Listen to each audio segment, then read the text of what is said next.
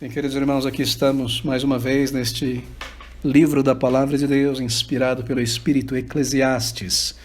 E nós entramos agora na segunda metade do livro de Eclesiastes, segunda metade que tem início aqui no capítulo de número 7. O que nós temos aqui são as deduções formadas por Salomão a partir de seus experimentos com a vida. E essas deduções, elas são colocadas aqui neste capítulo 7 em forma de advertências e de regras para a vida.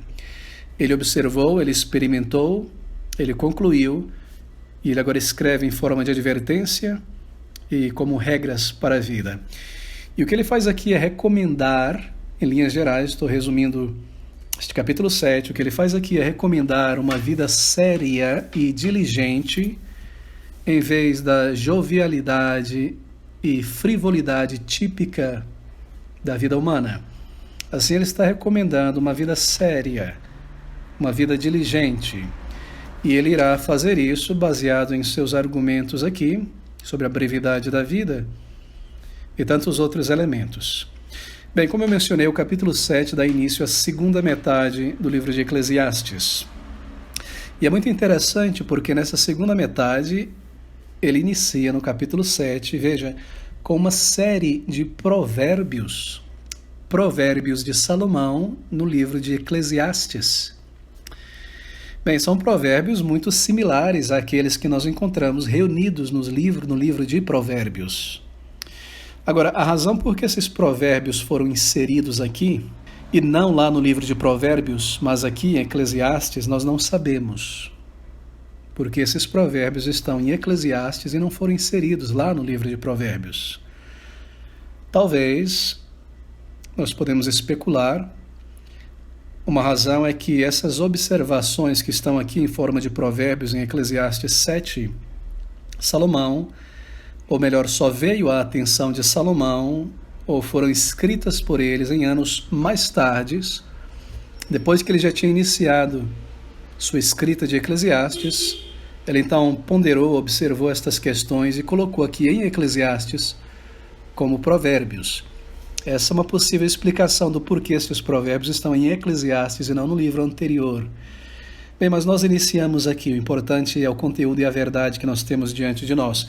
E nós iremos, é claro, seguir de uma maneira um tanto diferente, já que aqui nós temos provérbios bem didáticos, com verdades muito profundas, e não uma argumentação a partir de uma premissa inicial, como nos capítulos anteriores. Bem, o versículo de número 1, fazendo essa comparação ainda desses provérbios aqui com o livro de Provérbios, ele nos recorda de Provérbios 22, versículo 1. Se você se recorda, Provérbios 22, versículo 1, diz essas palavras: vale mais ter um bom nome do que muitas riquezas, e o ser estimado é melhor do que a riqueza e o ouro. Observe agora Eclesiastes 7:1. É melhor a boa fama do que o melhor unguento. Novamente, Provérbios, vale mais ter um bom nome do que muita riqueza. Você percebe a reverberação lá de Provérbios 22 aqui em Eclesiastes 7:1. E esse é um exemplo. E aqui em Eclesiastes, a diferença, é claro, com o texto que nós lemos em Provérbios 22, é que um bom nome é melhor do que um unguento, ou o melhor dos ungüentos. Em Provérbios é melhor do que riqueza, aqui é melhor do que os melhores perfumes. Embora unguento aqui não seja unicamente um perfume, a tradução do termo hebraico dá a ideia de uma pequena pasta, um creme que era produzido, que tinha propriedades medicinais, mas também um cheiro muito agradável, e era utilizado pelas pessoas. Mas a ideia central aqui da ilustração e do raciocínio tem mais a ver com o cheiro, não é? O perfume. Então nós podemos ver o unguento aqui como um perfume. E a declaração é essa: vale mais ter um bom nome do que o melhor dos ungüentos. Melhor é a boa fama do que o melhor dos perfumes. Bem, nós sabemos que isso é verdade. De fato, ter um bom nome aqui significa uma boa reputação. Ter um bom nome é muito melhor do que ter um grandioso nome, do que ter um nome famoso. Ter um bom nome é muito melhor do que ter um nome conhecido e famoso. Ter uma boa reputação, isto é, um bom nome. Bem, ter um nome de uma pessoa reputável, honesta, digna, reta, de bom caráter, é muito melhor do que ter, por exemplo, um nome famoso. É muito melhor do que ter o nome Lampião. Não é verdade?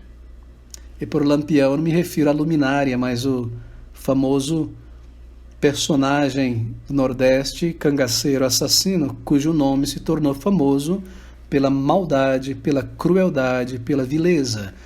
E numa sociedade como a nossa, tudo que é famoso, bom ou mal, é transformado em herói, não é? Assim, é melhor ter um bom nome do que ter o nome Lampião. É melhor ter um bom nome, boa reputação, do que muitos nomes bem conhecidos em nosso cenário político contemporâneo. Não é verdade? E esta é a ideia aqui. Melhor é a boa fama, um bom nome, do que o melhor unguento. Uma boa fama não quer dizer esta fama que nós temos em vista das celebridades. Ser uma pessoa conhecida como um bom nome, uma pessoa honesta, uma pessoa verdadeira, digna de confiança, é melhor do que ter um nome famoso, um grande nome. Bem, um bom nome, uma reputação ilibada, é comparado aqui a um perfume. Agora, é muito interessante porque isso é um provérbio comum na mentalidade da antiguidade. E esta ideia do perfume representar um bom nome, uma boa reputação é muito comum, não é? Um bom perfume é aprazível, é agradável, não é exagerado, ele atrai, não é assim por dizer. E um bom nome também, ao ouvir o nome daquela pessoa, isso traz firmeza, isso traz talvez conforto, a pessoa é digna de confiança, não é? Isso atrai, é cheiroso, assim por dizer, é um unguento, é um bom perfume. Mas o contrário disso também é verdade. Se você abrir comigo rapidamente em Gênesis, no capítulo 34, no versículo de número 30, nós temos aqui um exemplo contrário do que nós acabamos de considerar aqui. Ou seja, ter um mau nome não é um bom, não é como ter um mau cheiro. Aqui em Gênesis capítulo 34, versículo 30, nós temos o incidente aqui, o caso de Diná, filha de Jacó, desflorada por aquele homem de Siquém, e os filhos de Jacó, irmãos de Diná, eles enganam aqueles homens, então os matam a todos. E o resultado de tudo isso, quando esta história chega aos ouvidos de Jacó, é que Jacó declara essas palavras. Então disse, no versículo 30, então disse Jacó a Simeão e a Levi, que mataram, não é, aqueles homens, tendes-me turbado, fazendo-me cheirar mal entre os moradores desta terra, entre cananeus e perizeus. E tendo eu pouco em povo e número, eles ajuntar-se-ão contra mim, e me ferirão, e serei destruído eu e minha casa. Me fizestes cheirar mal, ou seja, a reputação dele, depois disso que os filhos dele, Levi e Simeão, realizaram, esse trágico evento, a reputação de Jacó naquela terra apodreceu. Assim, o nome dele traz esta ideia, uma má reputação a partir de então. E esse é o contraste aqui com Eclesiastes 7, melhor é a boa fama, o bom nome, do que o melhor unguento. E o contrário disso também, não é? Como nós acabamos de observar aqui. Bem, o que seriam os elementos que compõem um bom nome, uma boa reputação, que nós poderíamos enumerar? Bem, certamente ter um bom nome é muito mais do que ser bem falado ou ter um nome conhecido.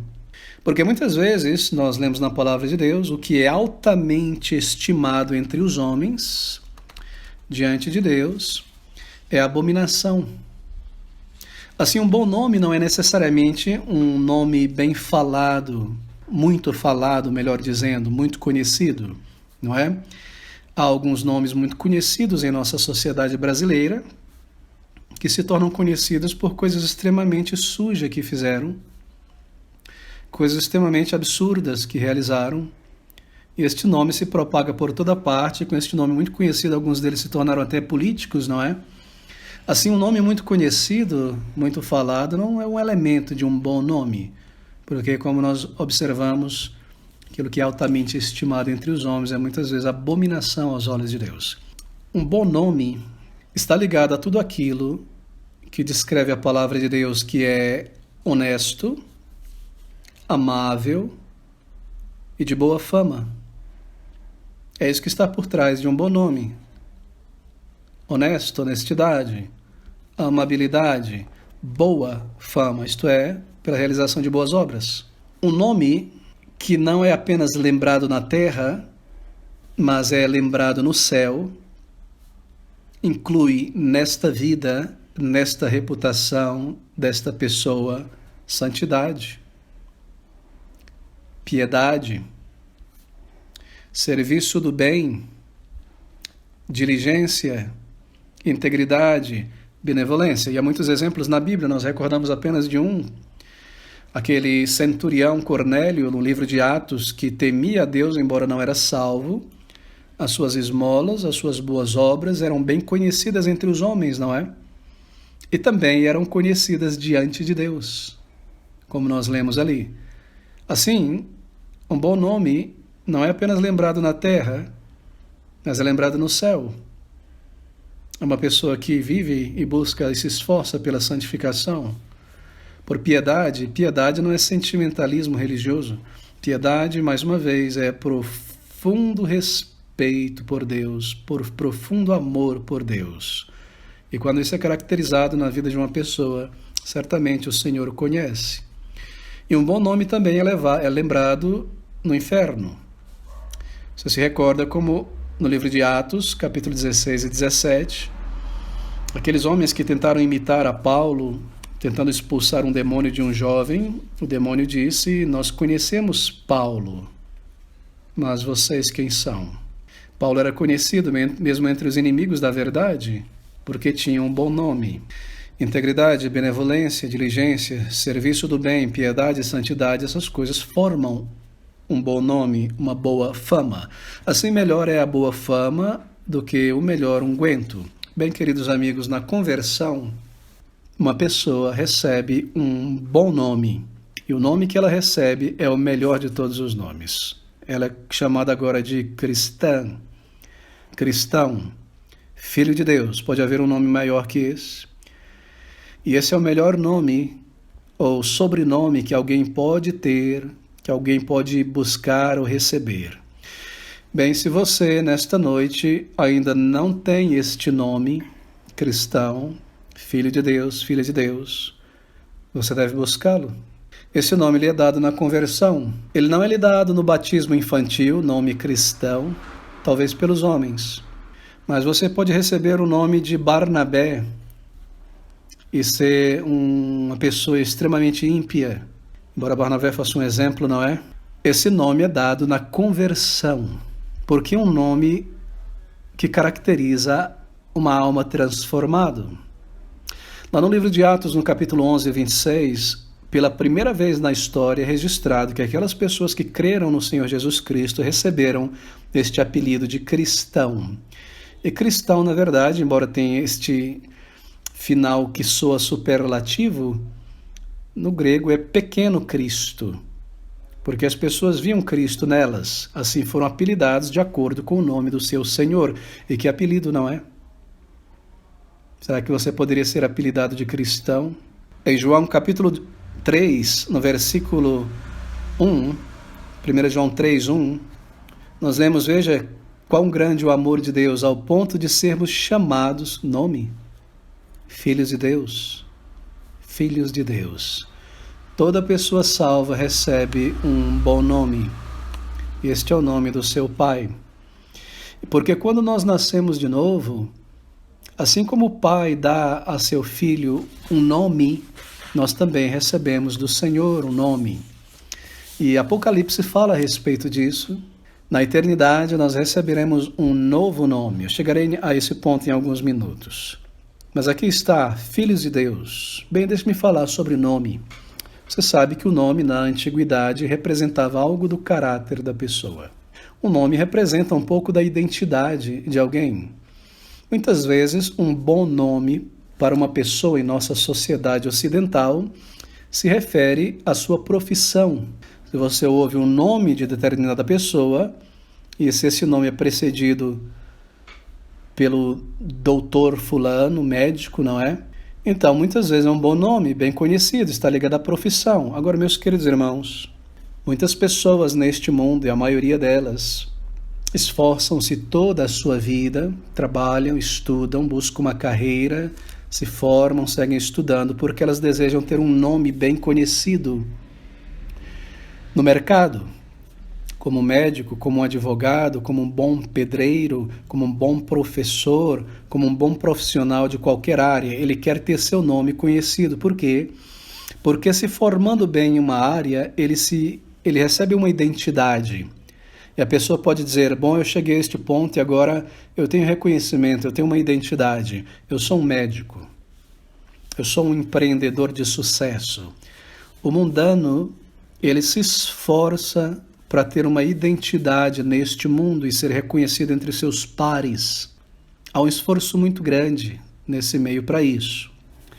Todavia, meus queridos irmãos, eu gostaria que você marcasse isso, porque isso é a chave para o nosso contentamento e compreensão, isso é realismo espiritual. Na conversão, nós recebemos uma identidade. Nós somos cristãos. Esse é o nosso nome. Assim, para um crente, o trabalho, a carreira, é manutenção. Para ele, seu trabalho e sua carreira não é identidade. Porque o cristão já não é mais como aquele do passado, cuja vida era focada em ser alguma coisa, ter uma identidade. Eu quero ser isso, eu quero ser aquilo, eu quero alcançar e ser isso, isso e aquilo. Então eu vou ter minha identidade, me satisfazer, me alegrar que eu fui isso ou aquilo. Normalmente isso tem a ver com ganhos, não é? Com posição, com feitos. Mas veja que maravilha, na conversão nós recebemos uma identidade e nós somos agora filhos de Deus. De modo que o nosso serviço, a nossa vida, a nossa alegria com o Senhor, para as coisas de Deus, nós já temos a identidade. Nós não precisamos gastar toda a nossa vida aqui neste mundo, angariando, buscando, crescendo materialmente em termos de nome para ter uma identidade e ter uma autossatisfação. Não. Nós somos filhos de Deus. Nós somos cristãos. Assim, muitos crentes, eu tenho observado, jovens, eles entram na escola, na faculdade, no curso técnico, na universidade, e de alguma maneira eles são contaminados por esta ideia. Eles entram neste rio dos estudos e são tomados por uma corrente deste rio. E a corrente é esta, a ideia é esta, predominante. Ser, ter, eu preciso ser, eu preciso ter, eu tenho que passar os próximos 10 anos fazendo mestrado, doutorado, pós-graduação nisso, naquilo, viajar, anos e anos envelhecendo até chegar à maior especialização possível para me ter uma identidade como um grande isso ou aquilo. E anos de vida são dedicados a algo que se tornará cinza um dia. Anos de vida e de energia e de recurso e de tempo e de oportunidade são colocados somente em algo terreno. Porque aquele cristão foi levado por essa maré na universidade. Mas deixe-me lhe dizer isso, e muitas vezes, por não alcançar o que estava buscando neste mundo, vem a impaciência, vem a melancolia, vem a dissatisfação, vem a ansiedade e tantas outras coisas. Eu não alcancei aquela identidade. Mas, meu querido irmão, entenda isso. Se nós já nascemos de novo, nós já temos uma identidade. Nós somos filhos de Deus. Nós não precisamos agradar ninguém no mundo para que eles se sintam felizes conosco e nós satisfeitos com ele por reconhecerem a nossa identidade profissional. Nós já temos uma identidade, somos filhos de Deus, somos cristãos. Assim, se um crente não conseguir um trabalho depois de terminar sua universidade, naquela área que ele se especializou, naquela área que ele estudou, naquele curso técnico específico, ele não deve entrar em tristeza, em melancolia ou depressão, porque ele agora sabe, se ele é maduro na palavra de Deus e entendeu esta regra, que o trabalho para ele é manutenção e não a sua identidade. A sua identidade é servir a Cristo, viver para Cristo, agradar o seu Mestre, ser recebido na eternidade. Então, o crente que é maduro na palavra de Deus e entende estas verdades, ele não se frustra, ele não é contaminado por este frenesi da faculdade, que é o de alcançar e ter uma identidade neste mundo. Ele está cônscio que por melhor que ele se esforce, se as coisas não estão indo bem nessa direção da sua carreira, ele gastou tempos, anos, se esforçando e se especializando nisso, especificamente um nicho do mercado de trabalho, mas não foi por ali, talvez não foi a vontade de Deus, a situação não está indo bem no mercado, ele não vai se entregar à depressão, ele não vai se frustrar, ele não vai dizer, eu não consigo ser útil mais para nada na vida, porque eu sou uma ferramenta que só funciona. Não. Ele se lembra que a sua vida, o seu trabalho, é meramente manutenção do corpo. A sua vida é para o Senhor, seus talentos para o Senhor, seu tempo, seu coração para o Senhor. E através do seu trabalho, o Senhor o provê. Então esse trabalho pode ser o seu ganho para a manutenção do seu corpo e dos seus. Para um crente, pode tanto vir de uma sala de cirurgia como um cirurgião, neurologista cirurgião, ou pode vir de alguém que trabalha capinando um lote, porque para ele ambos são dignos. É manutenção e não identidade. Obviamente o crente ele vai buscar um trabalho através do qual ele possa servir melhor a comunidade, estar mais em contato com pessoas para falar de Cristo. Mas nós não estamos tocando neste elemento da escolha, nós estamos tocando neste ponto. O cristão tem a identidade, assim, ele tem sua paz, sua alegria no Senhor. Ele faz o seu melhor neste mundo, mas sempre consciente de que o seu trabalho é manutenção. Bem, eu fecho esse parêntese aqui. Um bom nome, uma boa identidade. Se você ainda não tem esse nome, você deve buscá-lo, e ele vem pela conversão, arrependimento de pecados, salvação, perdão de Deus, e assim adotado para dentro dessa família, recebendo esse sobrenome cristão, filho de Deus. Se você já recebeu esse nome como um crente, então valorize esse nome acima de todas as distinções terrenas. Ser um crente, pertencer a Cristo, ser um servo de Deus. Proteja esse nome ou testemunho ou título de ser manchado e as pessoas lhe reconhecerem como um cristão X ou Y negativo, isso, aquilo. Se você já tem este nome, ande dignamente do nome do Senhor. Lá em 1 João capítulo 2, versículo de número 6, nós lemos essas palavras: aquele que diz que está nele, em Cristo, também deve andar como ele andou.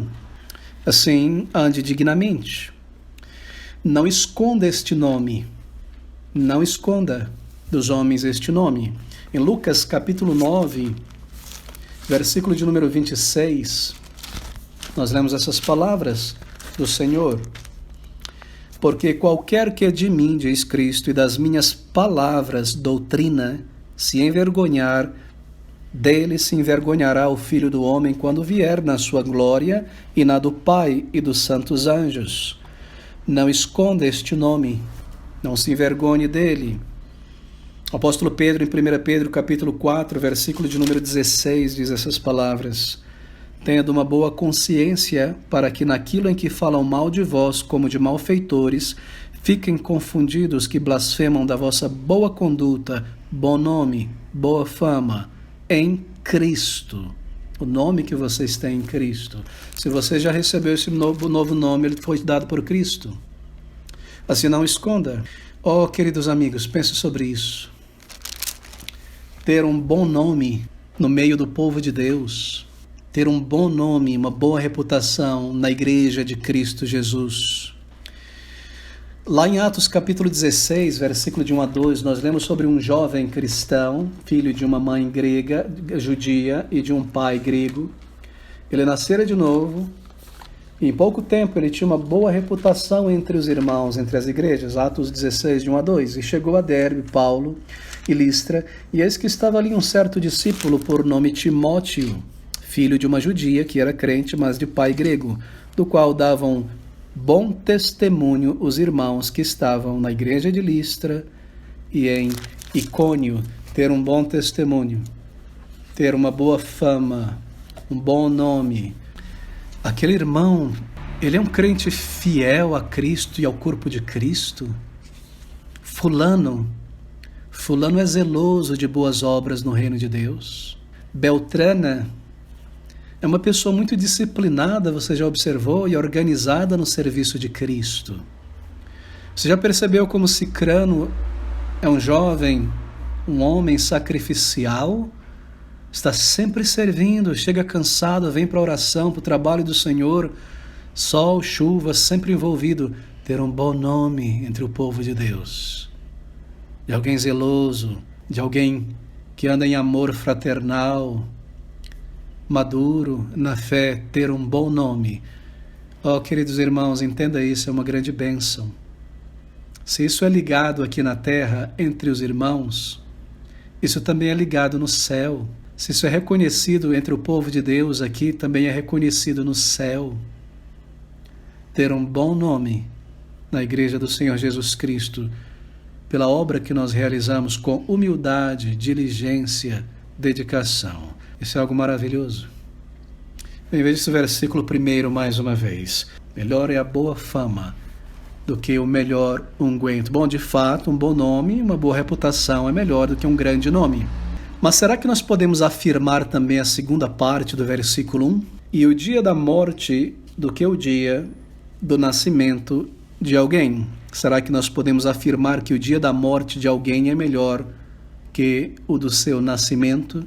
Bem, o dia do nascimento de uma pessoa é um dia de alegria. O da morte, um dia de tristeza. O do nascimento é um dia celebrado todos os anos. O dia da morte de alguém, ele é recordado e aos poucos é esquecido. Assim como pode ser isso que o dia da morte é melhor do que o dia do nascimento de alguém? Bem, em muitos sentidos nós podemos afirmar isso junto com Salomão. Primeiro, o dia da sua morte é melhor do que o dia do seu nascimento se essa pessoa adquiriu, como no exemplo anterior, um bom nome ao longo da sua vida, claro, segundo os padrões de Deus. Então essa pessoa certamente terá maiores honras e maior apreciação em sua morte do que ele recebeu no seu nascimento. E ainda mais, se a vida dessa pessoa foi vivida segundo a vontade de Deus, então o dia da morte para essa pessoa, veja, meu querido irmão, será o dia da entrada em uma vida muito mais longa, muito mais rica e muito mais feliz que a vida que o nascimento terreno proporcionou a essa pessoa. É por isso então que o dia da morte dessa pessoa é muito melhor nesse sentido do que o do seu nascimento. Lá em Filipenses capítulo 1, versículo 21, nós lemos essas palavras tão belas. Filipenses 1, 21. Porque para mim, diz Paulo, o viver é Cristo. Um cristão, esse é seu nome. E o morrer é ganho.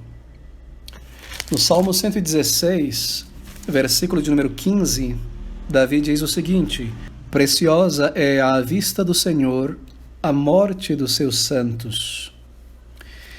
Em Isaías capítulo 57, no versículo 1, nós lemos assim, observe essas palavras: perece o justo, e não há quem considere isso em seu coração. E os homens compassivos são recolhidos, sem que alguém considere que o justo é levado antes do mal. Assim, em muitos sentidos, o dia da partida de uma pessoa é melhor do que o do seu nascimento. Às vezes nós nos perguntamos, fulano partiu naquele contexto, naquela cidade, naquele país cedo?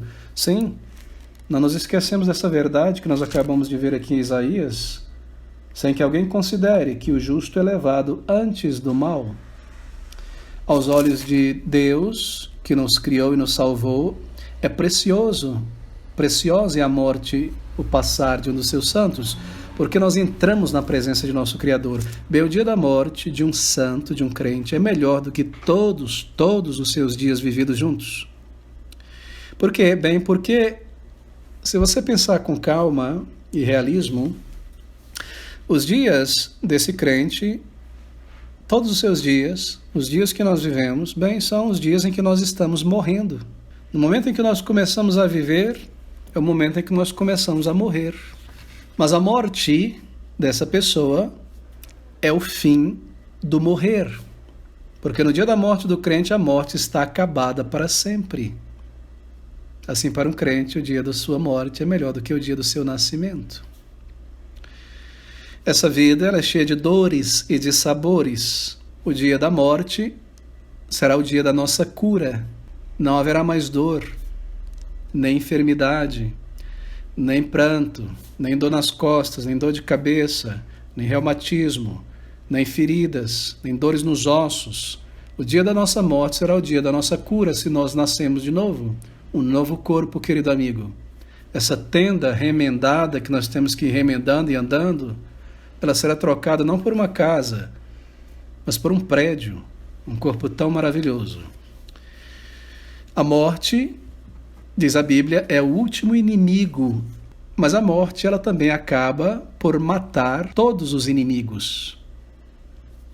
Na morte nós não temos mais inimigos, nem Satanás, nem o mundo, nem a velha natureza. Assim, a morte de um crente é melhor do que o seu nascimento.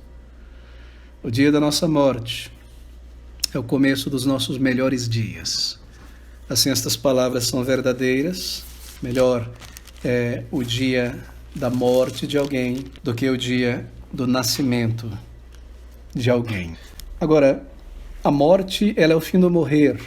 No dia da morte do crente, a morte acaba para sempre. Mas se é o dia da morte para alguém que rejeitou o Salvador, bem, querido amigo, mesmo não pode ser dito, porque não há eternidade com Deus na morte deste, mas sim distância de Deus e punição.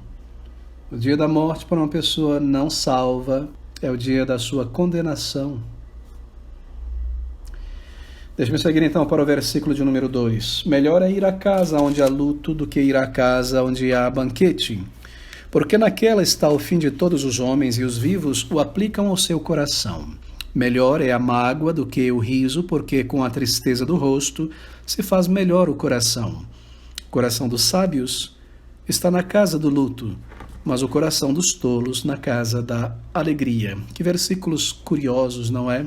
Será que ele está pregando a melancolia, o pessimismo? Bem, claro que não. Tristeza? Claro que não. O que ele está dizendo é isso, que observar o fim é melhor do que rir e festejar. Bem, quando nós lemos isso com muita pressa, parece uma declaração um tanto desequilibrada, não é? Mas logo que você faz uma avaliação mais profunda, bem, então você logo confirma a sabedoria dessas palavras aqui. Por exemplo, um funeral. Todos já estiveram, creio eu, em um funeral. Um funeral, com muita frequência, leva um descrente a reconsiderar sua descrença em Deus. Leva um descrente a reconsiderar sua indiferença para com seu Criador e a voz da consciência.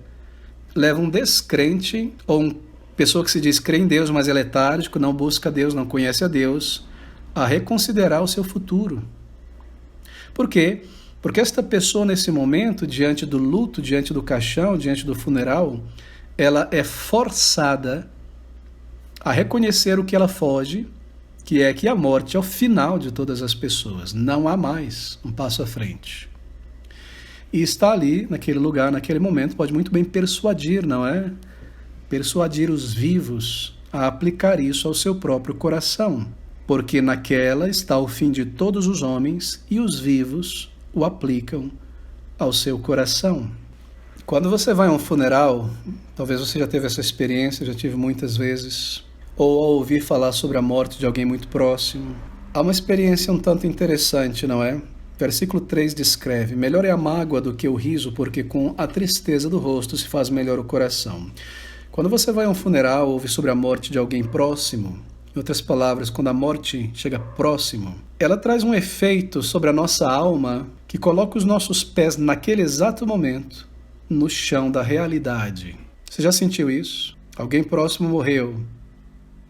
De repente, você sai na porta, na rua, vê a televisão, você vê como as pessoas são banais, como elas estão vivendo para coisas pequenas por anos e anos, como elas estão cegas a respeito do verdadeiro valor da vida, Como a vida é breve, pessoas praticam certas coisas perigosas, podem passar para a eternidade a qualquer momento, sem perceber. Quando nós vamos à casa do luto, os nossos pés, de repente, são trazidos das nuvens de volta à realidade da vida. De repente você pensa, o que é a vida? Se não servir, amar a Cristo e os irmãos e viver para Ele? O que eu estou fazendo, desperdiçando tanto tempo com algo egoísta só para mim, quando em poucos dias eu vou passar para a eternidade? Estar na casa do luto, põe os nossos pés, traz esse grande efeito na alma. Esse efeito ele não dura muito. No mundano ele não dura quase nada, mas ele acontece. Porque o mundano quer estirar da mente por toda força a ideia da morte. E logo ele sai dali, ele quer tomar alguma coisa, brincar, rir, contar uma piada, ele quer tirar da mente, quer sair dali o pensamento. No crente dura mais tempo, mas infelizmente, pelas preocupações desta vida, esse realismo não permanece, não é?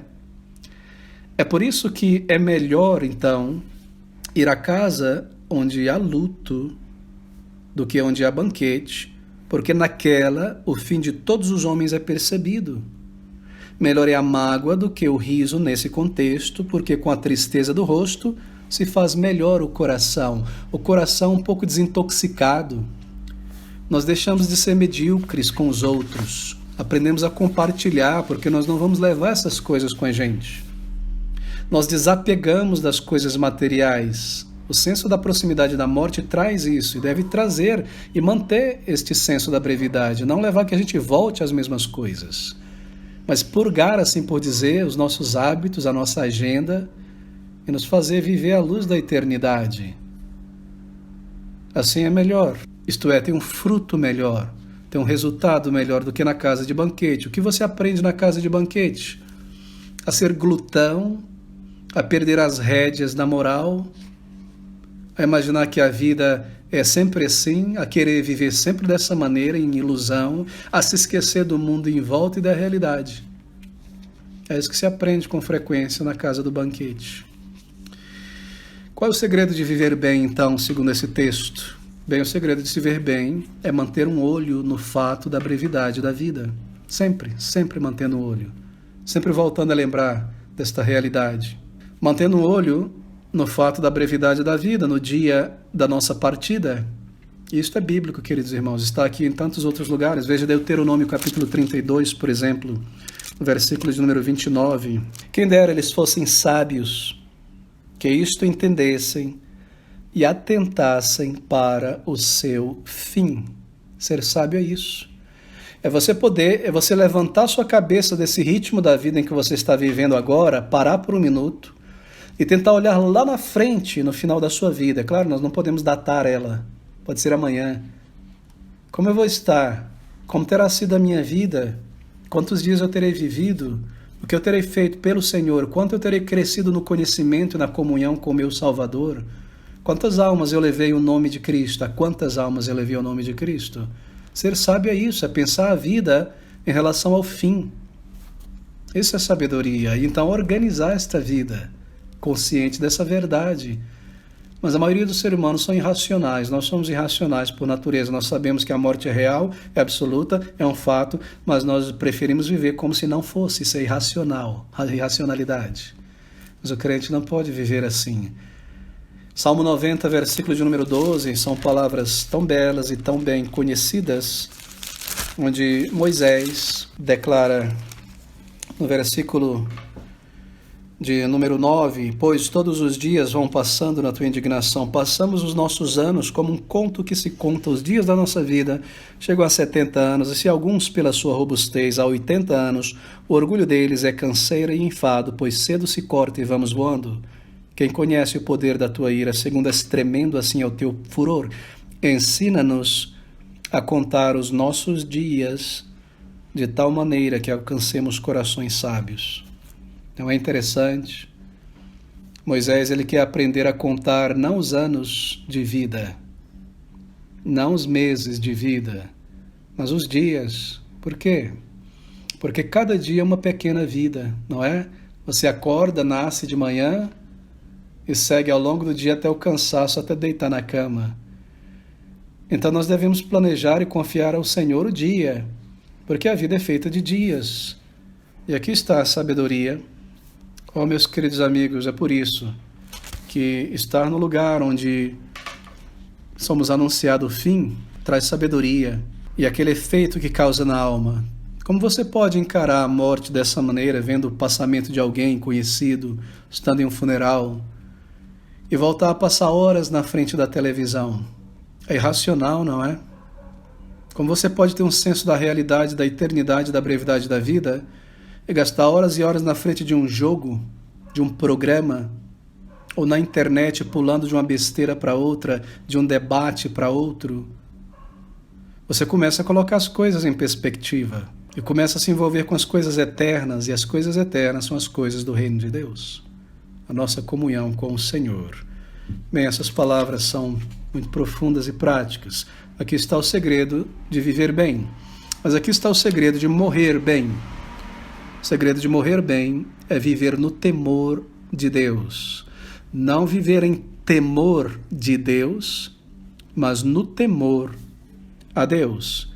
Provérbios, palavras conhecidas de Salomão, no capítulo 9, versículo de número 10 a 11, nós lemos: o temor do Senhor é o princípio, início da sabedoria, e o conhecimento do Santo, Cristo, a prudência.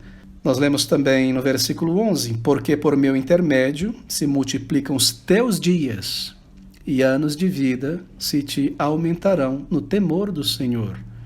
Lá em Eclesiastes 12, quando Salomão conclui todo o seu discurso, todos os seus experimentos, no versículo 13 e 14, ele diz: de tudo que se tem ouvido, isto é, de tudo que eu disse, de tudo que você ouviu, atenta.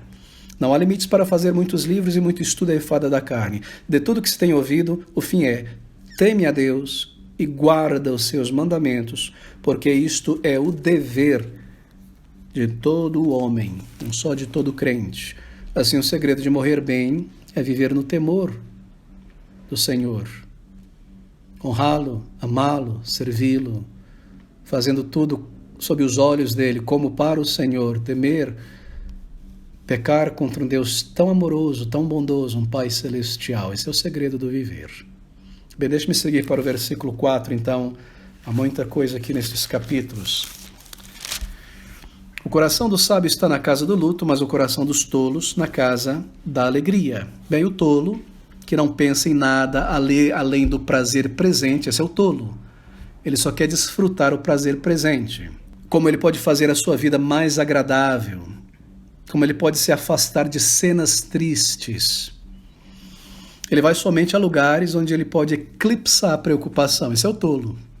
Socializar sem reflexão. Desfrutar de bons momentos sem ter que ponderar e refletir. Esse é o tolo. O seu coração está na casa da alegria, só lá, em nenhum outro lugar. Ele não quer sentir e pensar a brevidade da vida. E quanto mais recursos ele tem e capacidade ele tem para desfrutar desta vida, mais ele se distancia da morte, mais ele se distancia da pobreza, da miséria e tudo aquilo que implica em morte, não é? Enfermidade, pobreza, etc., aponta para isso. Então, mais ele se distancia, mais ele quer viver na gaiatice, isto é, na alegria. Assim, o seu coração está nessas coisas. Mas quando a Bíblia diz que o coração do sábio está na casa do luto, não quer dizer que o crente é mórbido, ele não desfruta os prazeres, mas quer dizer que o seu coração não está apegado às coisas desta terra. Versículos 5 e 6, melhor é ouvir a repreensão do sábio do que ouvir alguém a canção do tolo, porque qual o crepitar dos espinhos debaixo de uma panela, tal é o riso do tolo, também isto é vaidade. Os versículos 5 e 6, o que eles fazem? Bem, eles contrastam o comportamento do sábio com o cântico e a risada dos tolos. Tem um texto no Novo Testamento que esclarece esses dois versículos. Abra comigo em Efésios capítulo 5, versículo 4. Eu preciso reler novamente o texto de Eclesiastes para nós não perdermos o fio da meada. Coloque o dedo lá em Efésios, não perca de vista. Mas observe novamente Eclesiastes para a gente fazer essa ponte. Ele compara aqui o riso do tolo, a canção do tolo, com ouvir a repreensão do sábio. Porque o canção do tolo, suas palavras, suas brincadeiras, é como o crepitar dos espinhos debaixo de uma panela. Esse é o riso do tolo, isso é a conversa do tolo. E lá em Efésios capítulo 5, versículo de número 4, nós lemos: nem torpezas, em outras palavras, na conversão de uma pessoa sábia, estas coisas nunca podem entrar, porque são as coisas que entram na conversação de um tolo. Não se deve entrar torpezas. Note a repreensão do apóstolo Paulo. É uma repreensão concernente a conversas fiadas, zombarias, gracejos tolos que estavam começando a ter forma entre os crentes de Éfeso. E Paulo repreende fortemente esse tipo de atitude carnal, baixa. Ele diz: não esteja entre vós nem torpezas na conversação de vocês. O que são torpezas? Bem, são indignidades. Torpezas são baixezas, algo obsceno. Isso não pode estar na conversação de um crente. Nem tolices. O que são tolices? Insensatez em palavras, em ações. Zombarias. O que são zombarias? Deboches malévolos de alguém, chacota. Esse tipo de coisa não pode estar na conversação de uma pessoa sábia. Conversação que envolve indignidade, que envolve baixeza, ou algo obsceno. Essa é a conversa do tolo, do nécio, da pessoa que não teme a Deus. A sua conversa não pode ter insensatez, coisas absurdas, ridículas, fazer isso, pensar isso, aquilo mais, em palavras ou ações. Nem zombarias, não convém a crentes, a pessoas sábias, se dá a zombarias malévolas, escarnecendo dos outros, rebaixando os outros o tempo todo, chacota sobre chacota. Essa é a conversa do tolo. E para uma pessoa que teme a Deus, chamada de sábia aqui, é ruim ouvir isso, não é? É ruim, não é? Você já passou espinho embaixo de uma panela? Se não, passa o garfo embaixo dela. É aquele negócio difícil de aguentar, não é? Assim é ouvir o tolo, com suas piadas, suas chacotas, suas indignidades, suas baixezas, suas tolices, suas brincadeiras tolas. É isso que ele está dizendo. Então ele segue para o versículo 7 e diz: porque não sabe, verdadeiramente que a opressão faria endoidecer até ao sábio, e o suborno corrompe o coração. Aqui está mais um provérbio. Bem, Salomão, ele meditou muito sobre essa questão da opressão e da consequência da opressão. No capítulo anterior, lá no capítulo 5, versículo 8, ele disse: se vires em alguma província a opressão do pobre e violência do direito e da justiça, não te admires de tal procedimento, pois quem está altamente colocado tem superior que o vigie mais alto do que ele. Ele está dizendo, é coisa comum. Quando você vê suborno, opressão, malandragem, não se surpreenda, isso é o que o ser humano é. Ele está dizendo. Mas agora, ele desenvolve um pouco mais esse tema aqui em Eclesiastes 7, neste versículo de número 7. Bem, eu tenho muito a dizer a respeito disso, mas o nosso tempo não permite. Eu vou citar a frase aqui de um homem que estudava para ser sensato, não sei se o final da vida dele foi, mas ele tinha um bom nome e uma boa fama até certo ponto da vida dele, chamado Rui Barbosa. Todos já ouviram falar, não é? O famoso Águia de Haia, o grande discurso dele na Holanda, em Haia, não é? Final do período do Império, início do período da República, quis ser presidente, etc. Ele disse o seguinte, e isso ilustra esse versículo 7. Ele disse, de tanto ver triunfar as nulidades, isto é, homens na política que são ocos, mas que são os mais exaltados, de tanto ver triunfar as nulidades, de tanto ver prosperar a desonra, de tanto ver crescer a injustiça, de tanto ver agigantarem-se os poderes nas mãos dos maus, o homem chega a desanimar-se da virtude, a rir-se da honra e a ter vergonha de ser honesto. Verdadeiramente que a opressão faria endoidecer até o sábio, e o suborno corrompe o coração. Basicamente isso que ele está dizendo. Se uma pessoa justa está debaixo e vendo o tempo todo o pecado, a miséria, a injustiça, por mais firme que essa pessoa esteja, isso pode levar essa pessoa a fazer coisas que não gostaria de fazer, falar tolices, tomar decisões erradas, debaixo de um contexto como esse. E o suborno, claro, ele não apenas corrompe a lei, quebra a lei, mas ele corrompe o coração, porque uma vez que esse coração é contaminado pelo suborno, algumas versões falam sobre a peita, feita é o suborno. Uma vez que o coração é contaminado pelo suborno, a pessoa é contaminada. Assim, observe a sequência o declive, não é? Na vida moral de muita gente pública em nosso país. Você vai dando um passo atrás. Como foi que esse fulano chegou a um mensalão, a desviar tanto, a fazer isso, a levar dinheiro dentro da roupa, isso, aquilo? Você começa a observar, 20 anos atrás, um suborno como vereador, na prefeitura tal, no lanche tal, contaminando o coração. E o resultado é isso. Esse que ele está dizendo. Esse é o tolo. Esse é o nécio.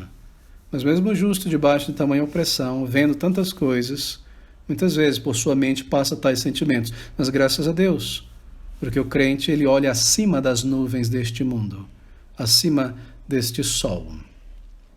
No versículo 8b ele diz: melhor é o fim das coisas do que o princípio delas. Bem, então nós temos lições aqui, se melhor é o fim das coisas do que o princípio delas. Primeiro, se melhor é o fim, então a impaciência, o orgulho e a ira é repreendido aqui, não é? Ser uma pessoa impaciente, que não conclui as coisas. A ira, o orgulho.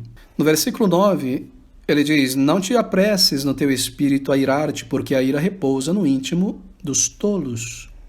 A impaciência, o orgulho, a ira são repreendidos aqui como algo totalmente inapropriado para uma pessoa que nasceu de novo, uma pessoa salva. Por quê?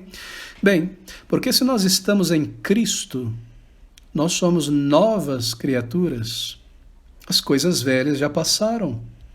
A velha ira, a velha impaciência, o velho orgulho deve ser deixado para trás. Assim, ninguém pode se justificar hoje dizendo: eu sou uma pessoa de pavio curto, eu sou assim, sabe? Olha, eu sou uma pessoa de pavio curto. Não, você não é, se você é um crente. Não se justifica uma atitude errada hoje com um traço da personalidade da velha vida. Eu era orgulhoso, sou orgulhoso disso, daqui. Não, nós somos novas criaturas, queridos irmãos. Novas criaturas em Cristo Jesus. E assim, impaciência dessa natureza, orgulho e ira, não são frutos produzidos pelo Espírito, mas frutos produzidos pela carne. Bem, mas talvez alguém pergunte, não diz Efésios 4, irai-vos e não pequeis, não se põe o sol sobre a vossa ira. Bom, realmente, de fato, mas veja, essa aqui não é uma ira carnal, por causa do orgulho, essa é uma ira santa.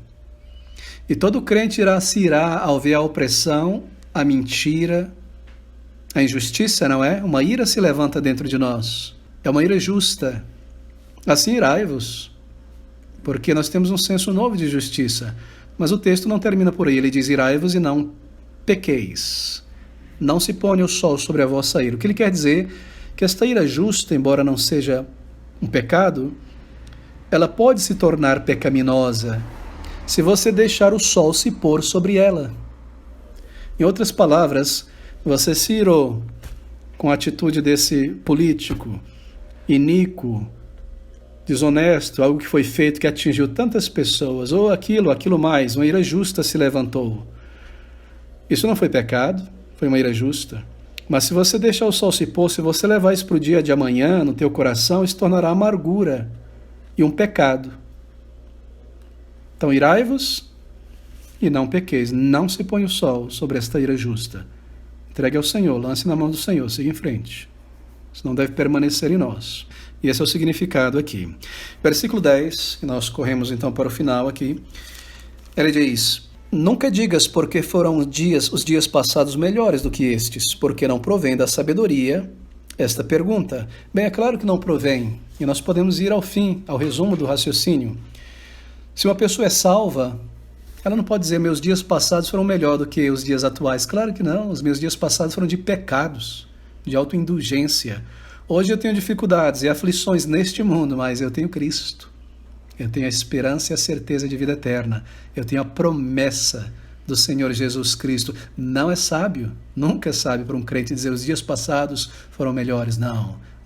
Hoje, mais perto da eternidade do que ontem. Hoje, mais sábio do que ontem. Hoje, mais maduros do que ontem. Hoje, mais respostas de oração do que ontem. Assim nós não podemos dizer isso. Preferi os dias antigos antes da minha conversão, no lugar do tempo presente, por mais aflição que haja, de maneira alguma. Preferir o tempo antigo do que o tempo presente em que eu fui chamado por Deus para o seu serviço, embora com provações e dificuldades, de maneira alguma. Não é sábio dizer tal coisa. E não é sábio porque nós estamos errando, nós estamos olhando para trás, quando nós deveríamos olhar para as coisas que o ouvido não ouviram, olho ainda não viu, que estão preparadas pelo Senhor para nós. É assim que nós devemos olhar. Versículo 11 e 12. Tão boa é a sabedoria como a herança, e dela tiram proveitos que veem o sol. Porque a sabedoria serve de defesa, como de defesa serve o dinheiro. Mas a excelência do conhecimento é que a sabedoria dá vida ao seu possuidor. Bem, nesse versículo, Salomão segue exaltando a sabedoria. É que nós podemos fazer um contraste entre sabedoria e poder, sabedoria e dinheiro. Bem, pensa sobre o grande poder das riquezas, bens. O que a riqueza não pode fazer? Bem, ela não adquire salvação para nós, ponto final. Salmo 49, 6 a 7, a salvação de uma alma é muito preciosa. O mundo inteiro não pode comprá-la, diz o salmista. Segundo, ela não pode, a riqueza, transmitir felicidade à mente, nem assegurar a saúde do corpo, lá em Lucas 12, 15, 2 Reis 5, 1. O que ela pode fazer? Bem, a riqueza pode defender o corpo contra a carência e a doença, pelo menos parcialmente. Não pode parar a enfermidade, por exemplo. Você não pode pagar alguém para pegar a tua enfermidade e sofrer em teu lugar. Impossível. A riqueza não pode fazer isso. Você vai ter que ir através dessa doença. Ela protege a mente da ignorância e do erro até certa extensão que o conhecimento permite. E ela pode proteger o coração, entre aspas, os sentimentos, não é, das ansiedades que brotam de causas materiais, algumas delas. Agora, veja o maior poder da sabedoria. Pode fazer as coisas que a riqueza não fazem. E sem a sabedoria, a riqueza é de pouco uso, não é? Muitas vezes, mesmo sem riqueza, pode a sabedoria nos levar a evitar doenças do corpo. Ela pode, a sabedoria, efetivamente dissipar na mente a nuvem da ignorância e do erro. Ela pode ajudar a afastar completamente a ansiedade do coração e sustentar o coração e suportá-lo quando a ansiedade vier. E assim nós direcionamos o nosso coração pela sabedoria na palavra, com muito mais eficácia do que uma pessoa que tem dinheiro, mas não tem esta sabedoria e no momento da dificuldade não consegue conduzir a mente e os sentimentos. A sabedoria em sua forma mais elevada, qual é? Bem, ela é o temor do Senhor. Eclesiastes 12, 13. A sabedoria em sua forma mais elevada é a sabedoria de Deus. 1 Coríntios 2, 7. É a sabedoria que vem do alto. Tiago 3, 17. É a sabedoria que consiste em crer no Senhor Jesus Cristo, amar a Deus, viver no Espírito, andar em amor, seguir a santidade. Essa é a verdadeira sabedoria. E essa sabedoria, ela pode preservar a vida daquele que possui ela. Por quê? Porque esta sabedoria mais elevada do alto, ela dá vida à alma e ela concede à pessoa o dom de Deus, que é a vida eterna.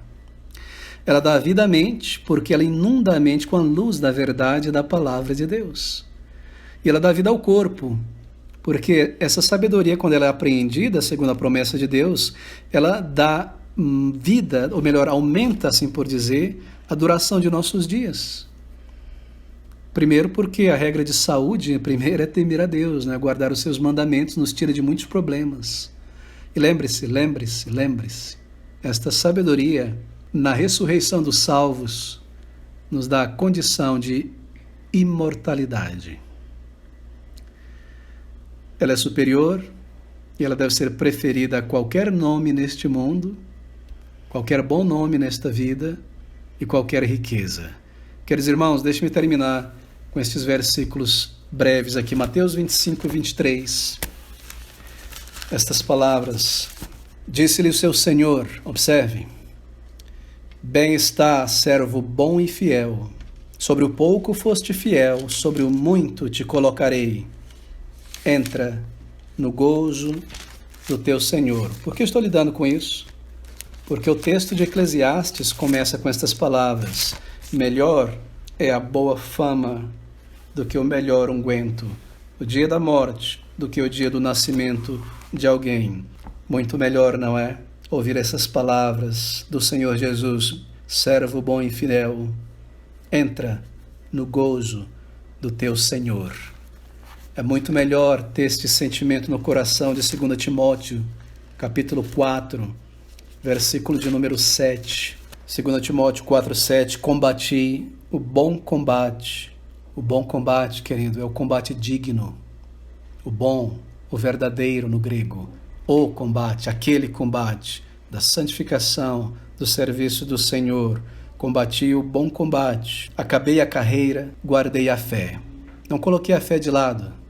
Eu mantive a fé até o final. Eu guardei ela. Eu acabei a carreira guardando a fé.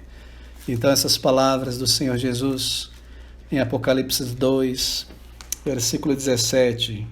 Apocalipse 2, 17. Quem tem ouvidos, ouça o que o Espírito diz às igrejas.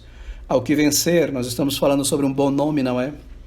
Ao que vencer darei a comer do maná escondido, e dar-lhe-ei uma pedra branca, e na pedra um novo nome escrito, o qual ninguém conhece, senão aquele que o recebe. Oh, esse nome é um nome que representa a obra do Senhor Jesus Cristo em nossa vida e a nossa resposta às moções do Espírito para amar mais o Senhor, viver mais para Ele, servi-lo mais. De tudo isso, espremido em um sumo vai sair um nome da nossa vida para o Senhor, assim por dizer. E um nome que só nós conhecemos, dado por Cristo. Qual será o teu nome?